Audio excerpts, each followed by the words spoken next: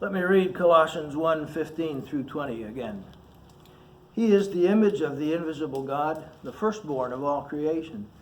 For by him all things were created, both in the heavens and on earth, visible and invisible, whether thrones or dominions or rulers or authorities, all things have been created through him and for him.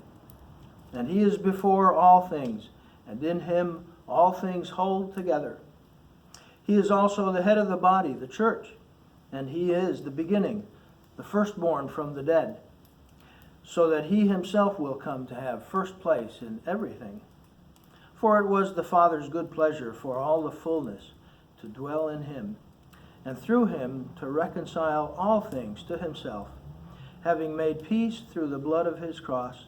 Through him, I say, whether things on earth or things in heaven. Jesus Christ is supreme in his being. He is supreme in his creation. And today we see that he is supreme in redemption. Verse 20 again.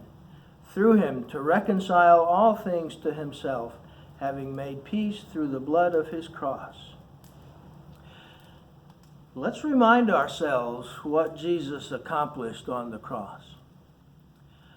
Our fall into sin brought with it the corruption of our spirits, of our minds, of our hearts, so thoroughly that we were dead in our trespasses and sins. We were in a state of open hostility toward God, and that manifested itself in hostility toward one another. Sin also brought the creation into corruption, to the point where, as Paul described it in Romans chapter 8, the creation groans, waiting for our redemption to be accomplished. But through Christ's incarnation and sacrificial death, God's righteousness is satisfied, peace with God is restored, peace on earth, goodwill toward men, becomes a possibility and is eventually assured. Creation's groaning will eventually be satisfied as the proper order is restored. And even rebellious forces in the spiritual realm will be subdued. He will reconcile all things to himself, it says here. Things on earth and things in heaven. All of this is accomplished through the blood of the cross.